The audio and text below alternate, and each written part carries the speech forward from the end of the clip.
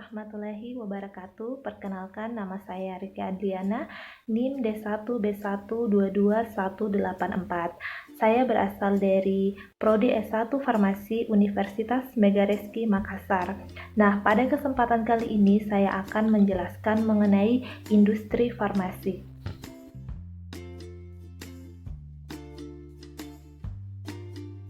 Adapun pada video kali ini ada 3 ruang lingkup yang akan saya jelaskan. Yang pertama yaitu pengertian dan jenis-jenis dari industri farmasi, yang kedua yaitu kegiatan produksi pokok, dan yang ketiga yaitu CPOB atau cara pembuatan obat yang baik.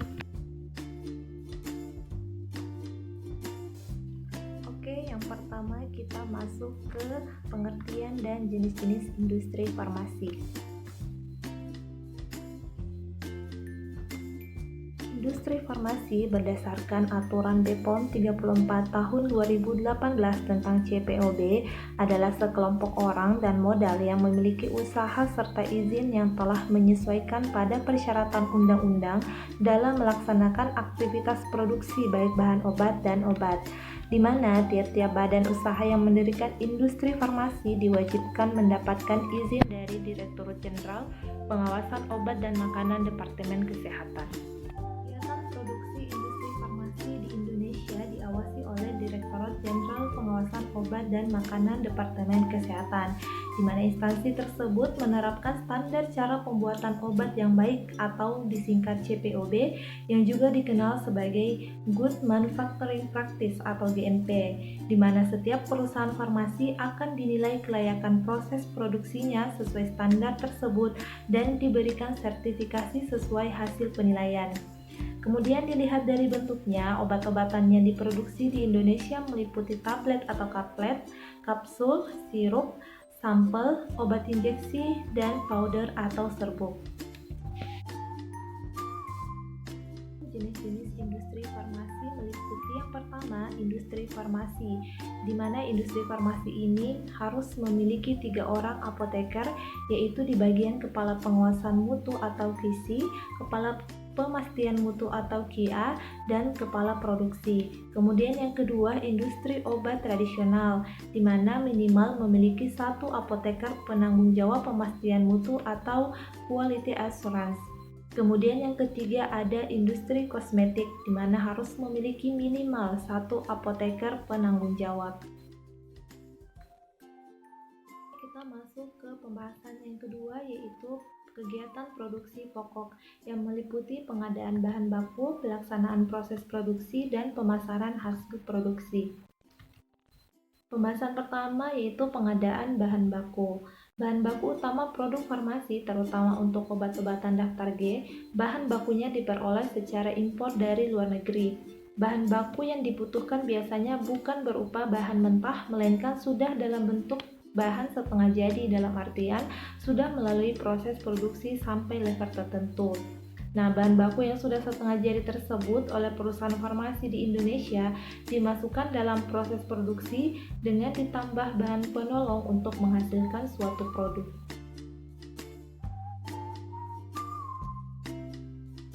Terdapat beberapa perusahaan farmasi yang dalam proses produksinya masih menggunakan bahan baku yang masih mentah, yaitu untuk memproduksi herbal medicine atau obat tradisional seperti jamu, misalnya membuat ekstrak dari kunyit, dan dalam proses produksi ini tingkat rendamannya cukup besar. Selanjutnya kita masuk ke proses produksi yang meliputi penyiapan, pencampuran, pencetakan atau pengisian, dan selanjutnya pengemasan. Masing-masing jenis obat mempunyai jenis dan karakteristik tersendiri dalam proses produksinya, walaupun ada beberapa jenis obat yang mempunyai proses produksi yang hampir sama. Nah, adanya karakteristik dan proses produksi yang berbeda-beda ini menyebabkan masing-masing perusahaan juga mempunyai perbedaan dalam proses produksinya. Seperti bisa dilihat pada gambar kegiatan produksi industri industri farmasi dimulai dari research atau pembentukan formula obat, kemudian dilakukan produksi dengan menggunakan serangkaian alat, kemudian dilakukan packing atau pengemasan primer dan sekunder hingga terjadilah obat jadi yang siap untuk digunakan. Kemudian pemasaran hasil produksi. Perusahaan farmasi juga mempunyai kegiatan-kegiatan sebagai berikut. Yang pertama, mengadakan atau menghasilkan, mengelola bahan kimia, farmasi biologi, dan lainnya yang diperlukan guna pembuatan sediaan farmasi. Kemudian yang kedua, berusaha di bidang jasa baik yang ada hubungannya dengan kegiatan usaha perusahaan maupun jasa atau upaya dan sarana pemeliharaan atau pelayanan kesehatan pada umumnya, termasuk jasa konsultasi kesehatan dan jasa pengujian klinis. Kemudian yang ketiga, jasa penunjang lainnya termasuk pendidikan, penelitian, dan pengembangan. Masuk ke pokok bahasan yang ketiga, yaitu cara pembuatan obat yang baik atau dikenal dengan CPOB. CPOB adalah cara pembuatan obat dan atau bahan obat yang bertujuan untuk memastikan agar mutu obat dan atau bahan obat yang dihasilkan sesuai dengan persyaratan dan tujuan penggunaan. Sertifikat CPOB adalah dokumen sah yang merupakan bukti bahwa industri farmasi atau sarana telah memenuhi persyaratan CPOB dalam membuat obat dan ataupun bahan obat.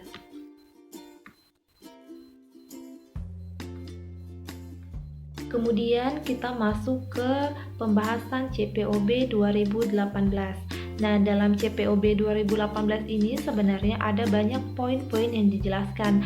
Namun dalam video ini saya akan menjelaskan 6 pembahasan dari aspek CPOB 2018. Yang pertama yaitu manajemen mutu, yang kedua yaitu bangunan dan fasilitas, yang ketiga personalia, yang keempat peralatan, yang kelima produksi, dan yang keenam pengawasan mutu. Pertama kita bahas mengenai manajemen mutu.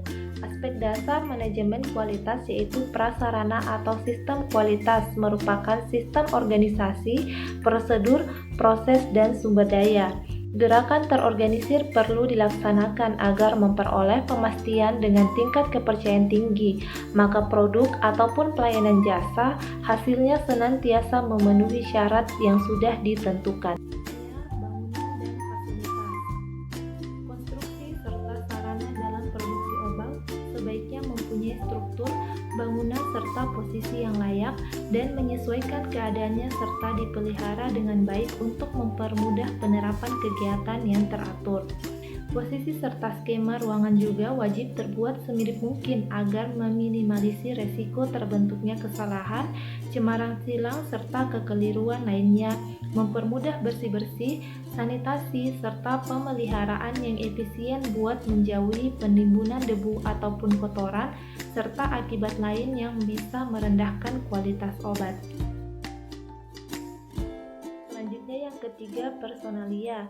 Dalam industri farmasi terdapat 3 personel kunci, yaitu yang pertama, manajer QA atau Quality Assurance, di mana bertugas dalam penerapan sistem mutu, pembentukan manual mutu, audit internal dan eksternal, pengawasan fungsi bagian pengawasan mutu, program validasi, memastikan pemenuhan syarat teknik dan peraturan BPOM terkait produk jadi, evaluasi catatan batch, pelulusan produk jadi untuk dijual, memastikan tiap batch di produk jadi diproduksi dan diperiksa sesuai peraturan di negara tersebut dan sesuai syarat izin edar.